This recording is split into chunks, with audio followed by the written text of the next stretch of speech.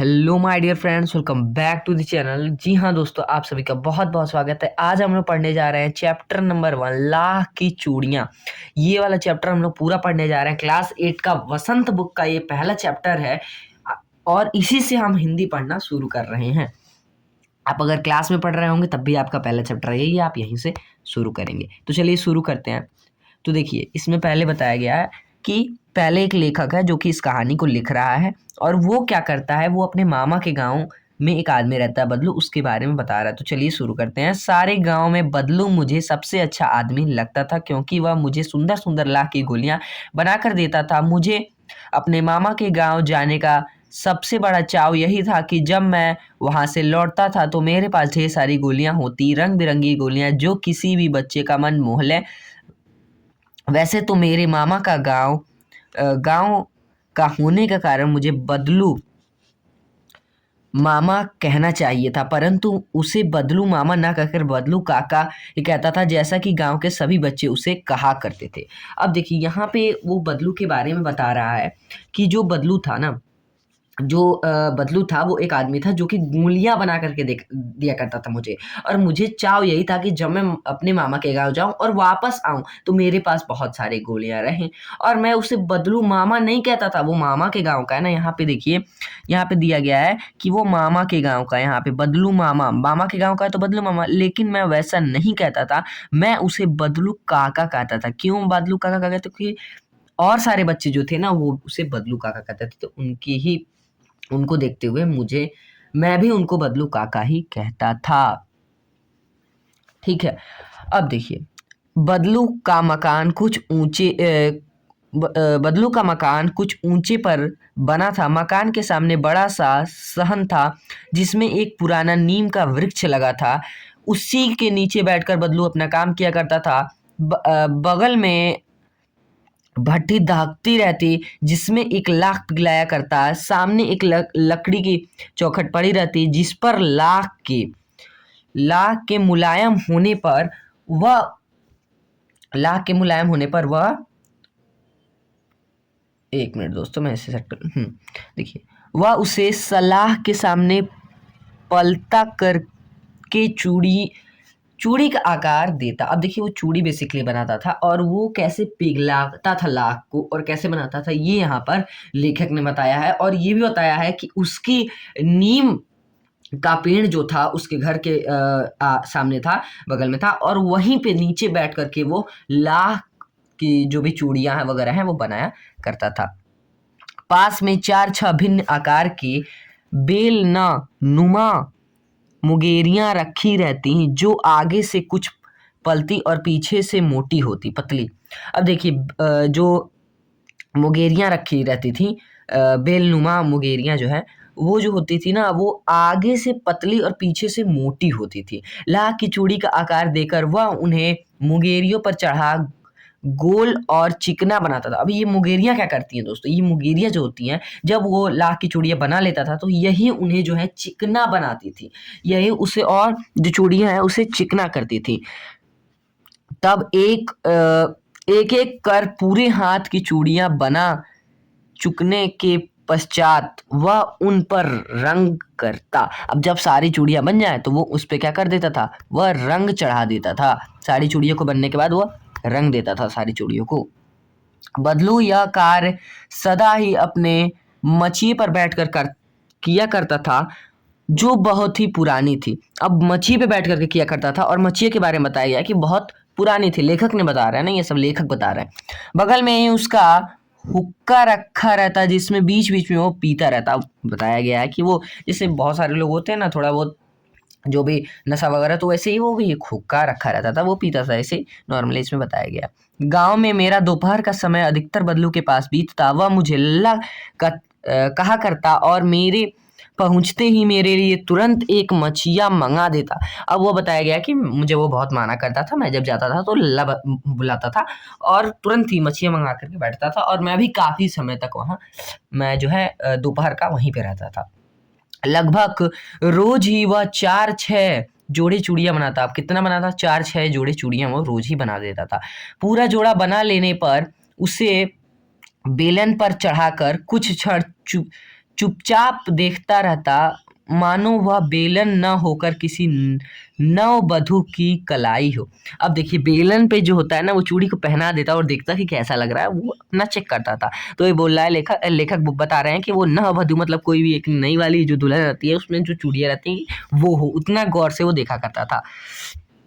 ठीक है, अब नेक्स्ट देखते हैं हम। बदलू मनिहार था, चूड़ियां बनाना उसका पैतृक पेशा था। पैतृक पेशा मतलब क्या होता है, यहाँ पे दिया गया है पैतृक पेशा। इसका मतलब ये होता है कि जो चीजें पैतृक मतलब कि जो पूर्वजों से चली आ रही है, मतलब उसके पापा उसके दादा ये भी सब उसका पेशा था। पूरे जो खानदान एक तरीके से होता है उसका पेशा था कि चूड़ियां बनाना। वास्तव में ये वह बहुत ही सुंदर चूड़ियां बनाता था। वास्तव में वो जो था ना वो बहुत सुंदर चूड़ियां बनाता था। ये बता रहे हैं लेखक को भी वो चूड़ियां अच्छी लगती थी। उसकी बनाई चूड़ियों की खपत भी बहुत थी। गांव में तो सभी स्त्रियां उसकी बनाई हुई चूड़ियां पहनती थीं। आसपास के गांव में लोग भी उससे चूड़ियां ले जाते थे, परंतु वह कभी भी चूड़ियों को पैसा से नहीं बेचता। उसका अभी तक वस्तु विनिमय का तरीका ही, और लोग अनाज के बदले में चूड़ियां ले जाते थे। वस्तु विनिमय की तरीका क्या होती है यहाँ पे दिया गया वस्तु विनिमय। यहाँ आप ध्यान से देखिए, यहाँ पे दिया है ना वस्तु विनिमय।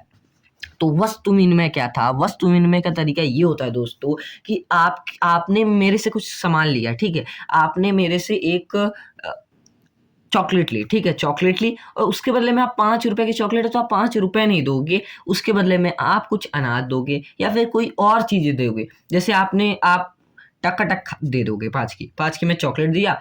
आप भी दोस्तों के साथ करते हो कि अगर आपको कुछ अच्छी लगी उसको ये तो आप बदल लेते हो ना, सामान को सामान दे करके, उसी को वस्तु विनिमय कहते हैं। ठीक है, मैंने कभी उसे किसी से झगड़ते नहीं देखा। हाँ, शादी विवाह के अवसरों पर वह अवश्य जिद पकड़ा रहता। जीवन भर चाहे कोई उसे मुफ्त में चूड़ियां दे, परंतु विवाह के अवसर पर वह सारी कसर निकाल लेता। आखिर सुहाग के जोड़े का महत्व ही और होता है। वह किसी को ना झगड़ते हुए मैंने उसको नहीं देखा, मतलब कि वो बहुत ही नम्र इंसान था और उसे लेखक ने कभी झगड़ते हुए नहीं देखा था। लड़की के विवाह पर जरा सी किसी बात बिगड़ जाए और वह फिर उसको मनाने में लोहे लगे थे। विवाह में इसी जोड़े का मूल्य इतना बढ़ जाता था कि उसके लिए उसकी घरवाली को सारे वस्त्र मिलते, ढेरों अनाज मिलता, उसको अपने लिए पगड़ी मिलती और रुपए जो मिलते वो सो अलग। अब यहाँ पे बताया गया है कि जो सुहाग का मतलब कि जब उस किसी का शादी होता था तो वो जब चूड़ियां बनाता था उसमें बहुत फायदा होता था। यहाँ पे सारी चीजें दी गई हैं, पगड़े मिलते, उसको पैसे मिलते वो अलग, मतलब बहुत सारी चीजें जो है मिला करती थी। चलिए अगले पेज में हम देखते हैं क्या दिया गया है। यदि संसार में बदलू को किसी बात से चिढ़ थी तो वह थी कांच की चूड़ियां। अब उसे चिढ़ती से कांच की चूड़ियों से, क्योंकि कांच की चूड़ियां जो होती हैं वो लाख की चूड़ियों से अलग होती है। कांच की चूड़ियां, आज की चूड़ियां आप देखे रहोगे, लाख की चूड़ियां जो पहले पहनते थे। यदि किसी भी स्त्री के हाथ में वो कांच की चूड़ियां दिख जाती थी तो वह अंदर ही अंदर कूद उठता और कभी कभी तो दो चार बातें भी सुना देता। मुझसे वह घंटों बातें किया, कभी मेरी पढ़ाई के बारे में पूछता, कभी मेरे घर के बारे में और कभी तो यही शहर के जीवन के बारे में। अब शहर में ये जो लेखक हैं वो रहते थे तो वो बताते थे कि क्या क्या पूछा करता था और उसको बहुत चिढ़ थी कांच की चूड़ियों से। वह कभी मेरे पढ़ाई के बारे में बहुत देर तक बातें करता था, कभी मेरे पढ़ाई के बारे में पूछता था, कभी मेरे घर के बारे में और कभी शहर में जीवन कैसा होता है उससे, क्योंकि लेखक शहर में रहते थे। शहर में सब कांच की चूड़ियां पहनते हैं, तो मतलब कि शहर के में तो सारी जो औरतें हैं वो कांच की चूड़ियाँ पहनती है। तो वो जो है बदलू से बताता था। वहाँ तो औरतें अपने मर्द का हाथ, यहाँ पे मर्द मतलब हस्बैंड का हाथ अपने पकड़कर सड़कों पे घूमती भी हैं और फिर उनकी कलाइयाँ नाजुक होती हैं ना, लाख की चूड़ियाँ पहन तो मूंछ ना आ जाए। अब वो बोलता था कि मूंछ आ जाएगी अगर वो, मतलब बहुत नाजुक है उनकी कलाइयाँ, अगर हम हमारी चूड़ियाँ पहनेंगे तो। वो ऐसे ही बोलता था क्योंकि शहर की जो औरतें होती हैं वो कांच की चूड़ियाँ पहनती हैं और इनकी बनाई हुई लाख की चूड़ियाँ नहीं पहनती थी। कभी कभी बदलू मेरी अच्छी खासी खातिर भी खास खासी खातिर भी करता। जिन दिनों उसकी गाय के दूध होता, वह सदा मेरे लिए मलाई बनाकर रखता, और आम की फसल में तो मैं रोज ही उसके यहाँ से 2-4 आम खा आता। अब यहाँ पे बताया गया है कि बहुत अच्छा मानता था। मैंने पहले ही बताया कि वो बहुत माना करता था, और जब भी उसकी दूध होती थी तो वो मलाई बना करके रखता। तो आम के सीजन में उसके पेड़ से जो आम आते थे वो आम भी खिलाता था, 2-4 आम तो वो खा ही आता था रोज।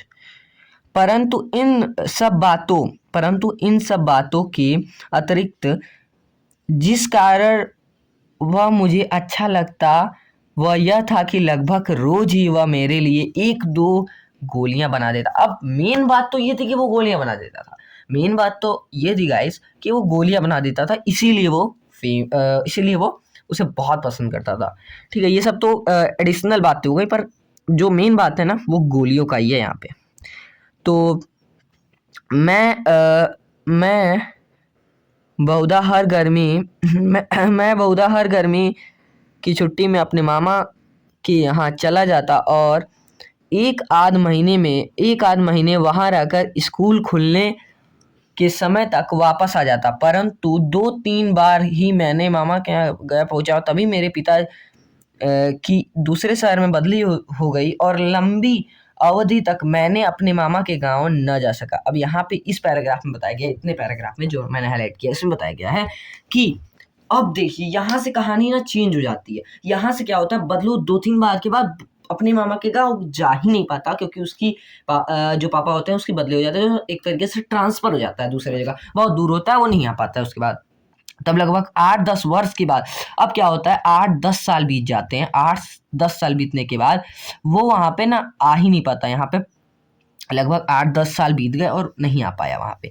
अतः गांव में होते हुए भी कई दिनों बदलू का ध्यान न आया। इस बीच मैंने देखा कि लगभग सभी स्त्रियां कांच की चूड़ी पहन रहे हैं, विरले हाथों में लाख की चूड़ियां। अब देखिए, जब मैं वहाँ गया 10 साल बाद, 8-10 साल के बाद जब वो वहाँ पे गया, तो देखा कि गांव में होते हुए भी उन दिनों बदलू का ध्यान न आया। अब देखिए, वहाँ पे जब गया, लेखक वहाँ पे गया तो बदलू का ध्यान उसे नहीं था, वो बदलू को थोड़ा भूल चुका था।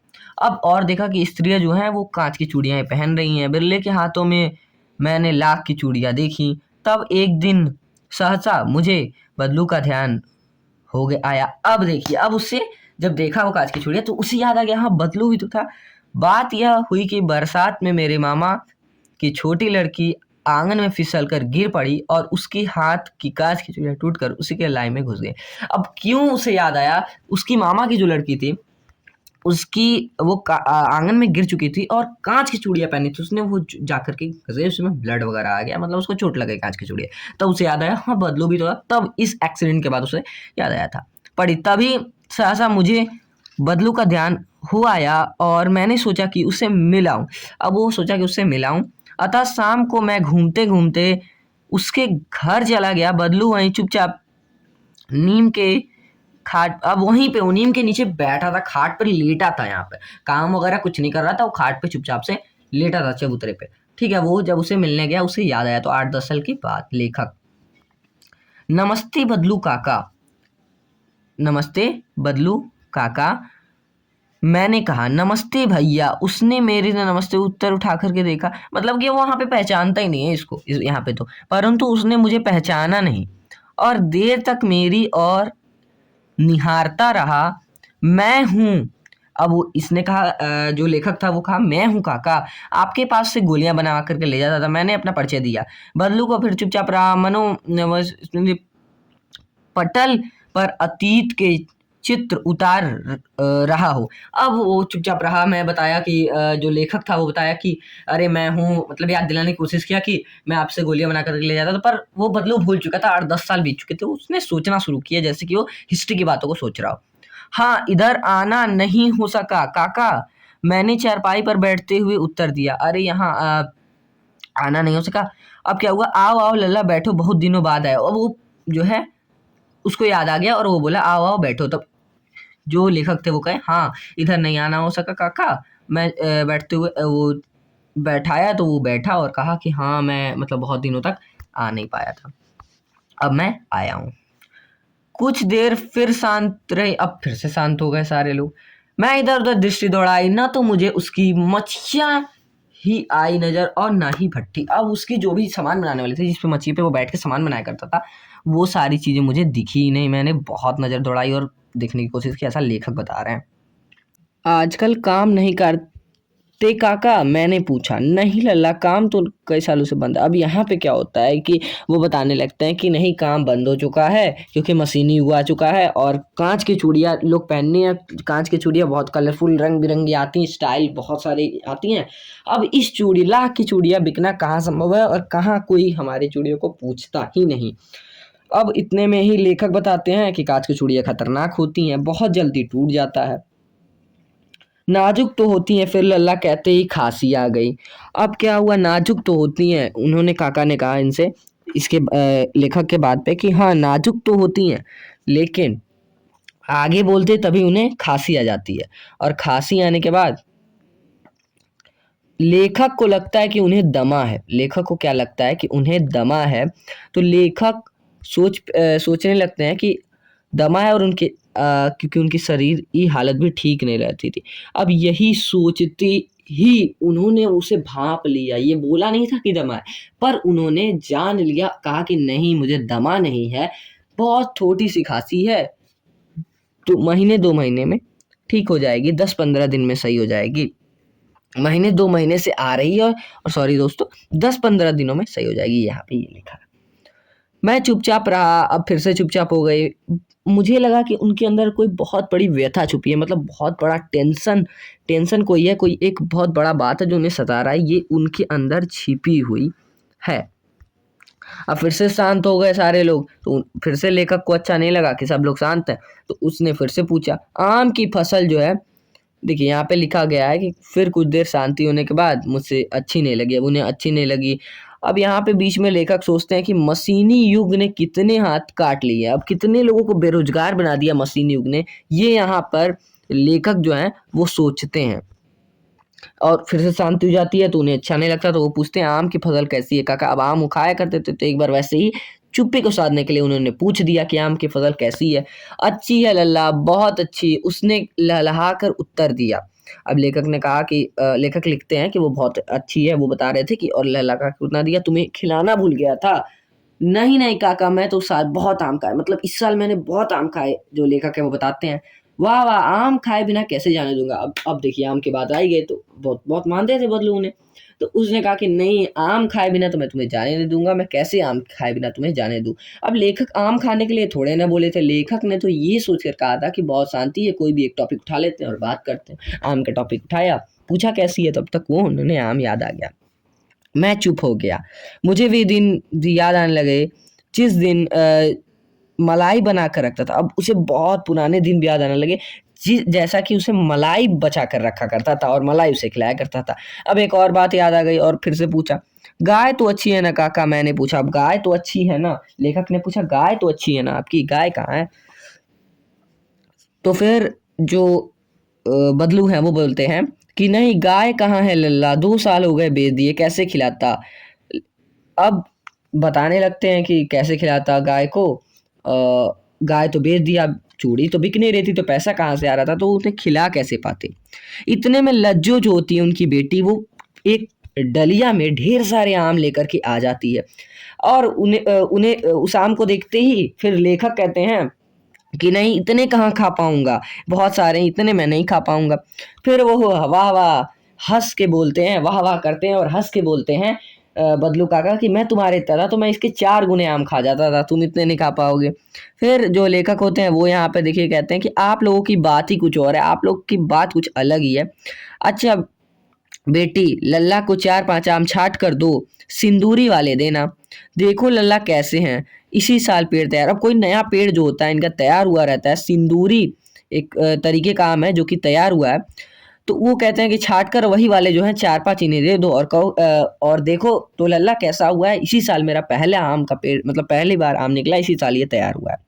रजो ने 4-5 आम अजूली में लेकर के उसकी ओर आगे बढ़ा दिया। अब लज्जो अपने पापा जैसे कहा था बदलू ने वैसा ही 4-5 आम निकाला और हाथ आगे बढ़ाया। वो लेखक ने भी अपना हाथ आगे किया लेने के लिए, तभी उसकी नज़र गोरे-गोरे कलाइयों पर गई जिन्होंने वो चूड़ियाँ, लाख की चूड़ियाँ पहन रखा था। काँच की तो पहनेगी नहीं, लाख की चूड़ियाँ पहन रखा था जब वो बनाया करते थे।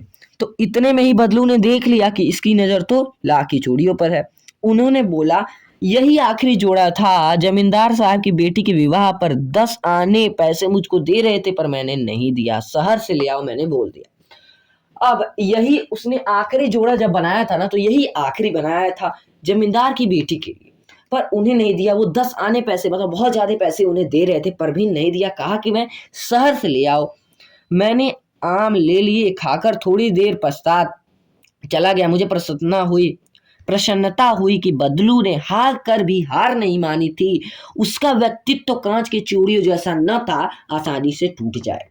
अब इन्होंने सोचा कि बहुत मुसीबत आ गया है बदलू के ऊपर, लेकिन तभी भी उन्होंने हार भी गया है, तभी उसने हार नहीं मानी। उसका जो व्यक्तित्व है, उसकी जो एक व्यक्ति होने की जो व्यक्तित्व है, वो कांच की चूड़ियों के जैसे नहीं है कि आसानी से टूट जाए। और ये कहानी जो है दोस्तों कामतानाथ द्वारा लिखी गई है। और इसके बाद इसका प्रश्न अभ्यास आ जाता है जो कि चैनल पे अपलोड हो जाएगा। इस वीडियो के बाद आप जाकर के प्लेलिस्ट में, क्वेश्चन आंसर की प्लेलिस्ट में या फिर हिंदी बुक के प्लेलिस्ट में हमारे चैनल से जाकर के देख सकते हैं। तो चैनल को सब्सक्राइब कर दीजिएगा कि सबसे पहले आगे के आने वाली वीडियो की नोटिफिकेशन आपको मिलते रहे। चैनल को सब्सक्राइब कर दीजिएगा और वीडियो को लाइक कर दीजिएगा अगर आपको एक्सप्लेनेशन पसंद आया हो तो। मिलते हैं किसी और अगले वीडियो में, तब तक के लिए बाय बाय, वंदे मातरम, जय हिंद।